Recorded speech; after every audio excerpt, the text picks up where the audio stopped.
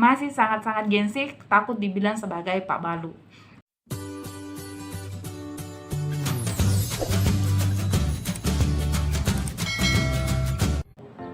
Halo, Assalamualaikum warahmatullahi wabarakatuh. Ketemu lagi dengan saya Vivi. Kali ini kita membahas hal-hal yang bisa teman-teman pilih sebagai salah satu solusi untuk mendapatkan uang selain dari orang tua atau menjadi penerima beasiswa di kampus.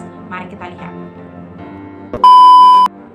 Nah, mendapatkan uang selain dari orang tua adalah salah satu hal yang bisa membuat kita sedikit lega karena kita sedikit memberikan kemudahan dengan orang tua kita karena mengurangi kebutuhan biaya yang kita minta kepada mereka.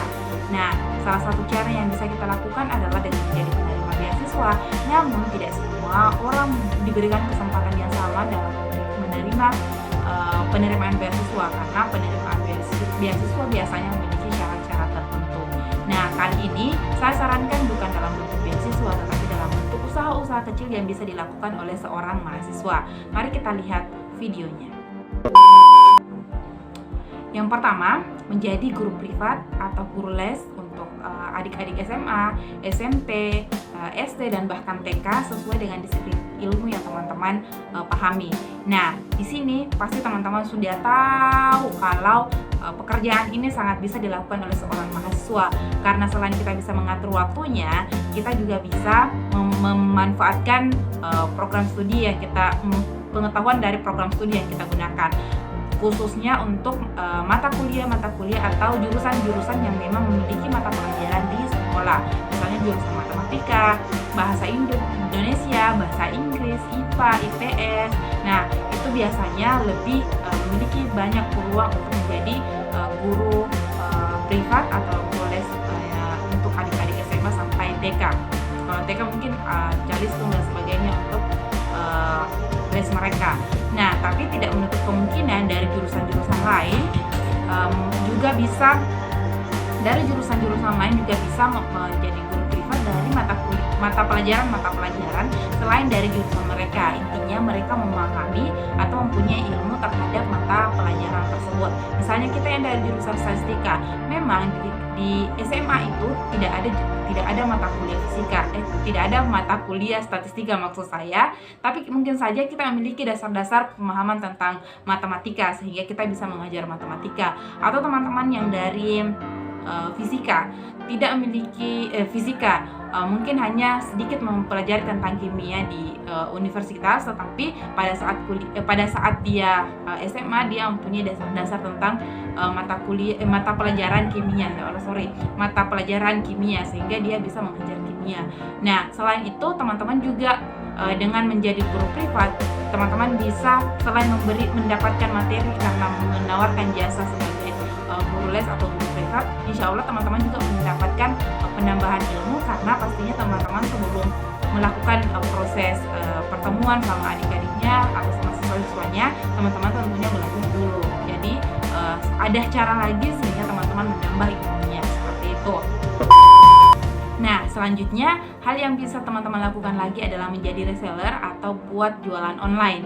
Nah, reseller atau jualan online ini tentunya bisa teman-teman kaitkan dengan hobinya teman-teman. Misalnya, teman-teman yang suka kosmetik, suka make up dan sebagainya, teman-teman bisa reseller brand-brand terkenal misalnya. Tidak perlu saya sebutkan karena tidak di endorse.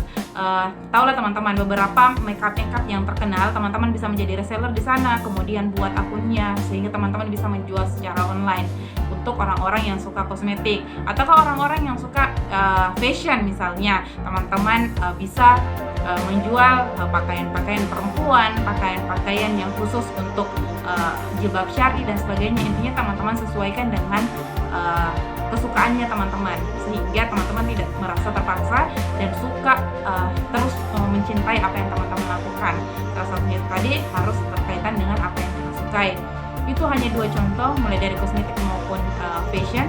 Tapi misalnya teman-teman kalau punya kebiasaan atau suka camping dan punya kenalan atau bisa teman-teman buat penjualan online-nya, atau teman-teman bisa reseller terkait kebutuhan camping ya, teman-teman bisa juga reseller di bagian tersebut. Atau teman-teman yang suka olahraga, jadi teman-teman bisa reseller pakaian-pakaian olahraga dan sebagainya. Dan yang saya tahu ada teman saya, dia sangat suka tentang Korea, dia sangat suka tentang idol-idol dan sebagainya. Saya tidak terlalu paham. Nah, dia punya reseller barang-barang terkait Korea tersebut, sehingga dia dapat keuntungan dari barang-barang tersebut, dari menjadi reseller barang-barang tersebut. Sehingga selain dia mencintai atau menyukai Korea, dia juga dapat keuntungan dari itu, karena dia tahu apa-apa sih yang dibutuhkan oleh orang-orang yang menyukai Korea, seperti itu. Nah, mari kita lihat selanjutnya. Selanjutnya, teman-teman bisa memilih membuka jasa olah data atau pembatik data.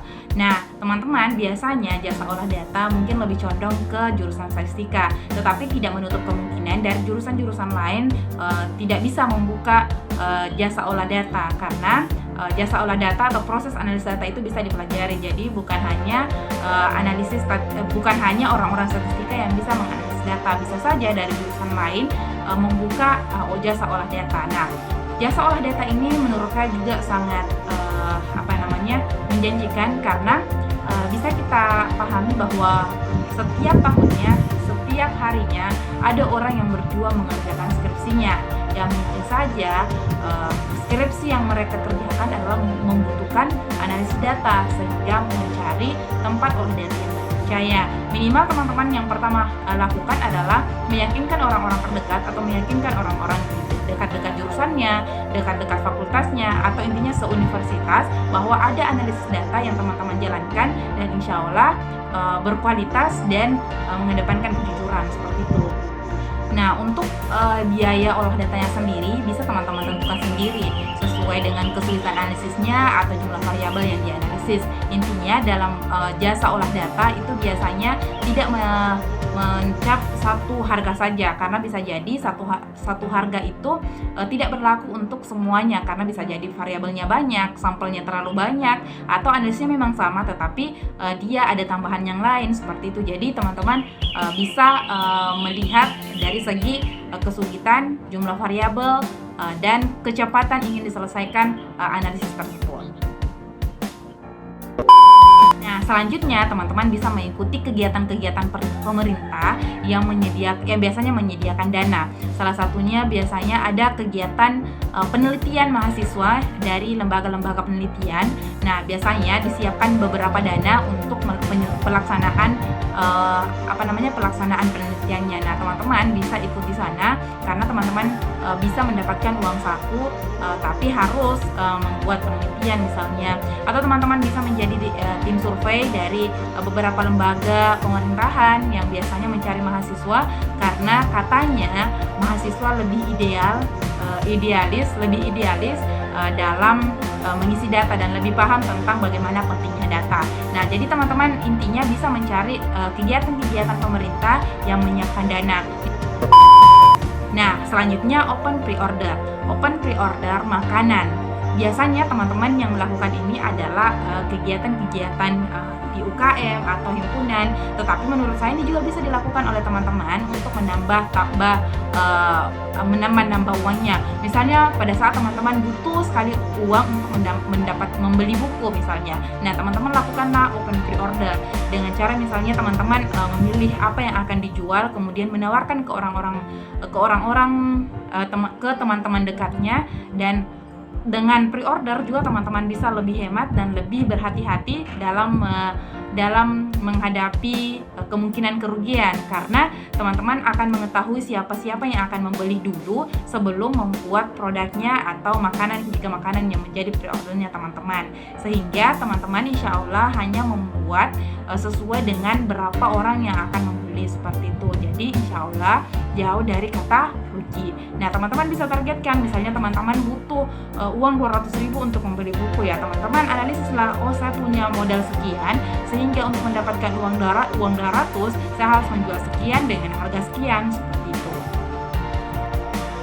Nah, mungkin ada beberapa yang bertanya, apakah saya pada saat saya menjadi mahasiswa saya memiliki usaha-usaha kecil tersebut?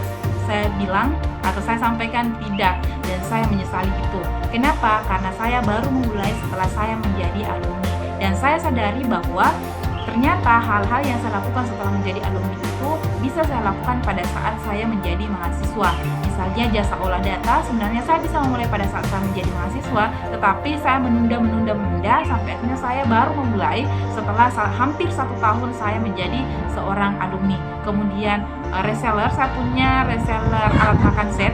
Sebenarnya juga saya bisa lakukan itu pada saat saya menjadi mahasiswa, namun saya tidak pernah memulai dan saya masih sangat-sangat gengsi, takut dibilang sebagai pemalu. Nah, selanjutnya saya pernah ingin melakukan yang namanya open pre-order makanan yang ingin saya jual itu adalah makanan yang saya suka, dalam artian saya suka makan dan saya bisa memasaknya, tetapi itu saya belum pernah terrealisasikan. Semoga di waktu-waktu selanjutnya saya bisa melaksanakannya. Oke, semoga video ini bermanfaat. Itu saja yang bisa saya sampaikan. Bagi teman-teman yang punya saran atau punya cara lain untuk mendapatkan uang selain yang saya sampaikan di atas sebelumnya, silahkan tulis di kolom komentar dengan kata-kata yang sopan ya, supaya kita sama-sama saling mengingatkan dalam kebaikan. Karena kalau tidak sopan, nanti ada yang tersinggung seperti itu. Semoga videonya bermanfaat. Sampai jumpa di video selanjutnya. Jangan lupa klik subscribe, like, dan dibagikan video ini supaya lebih bermanfaat lagi karena banyak yang lihat. Notifikasinya jangan lupa diklik supaya teman-teman mendapat informasi pada saat saya mengupload video baru. Ada video statistika, video tentang kuliah, dan video tentang karya tulis ilmiah. Assalamualaikum warahmatullahi wabarakatuh.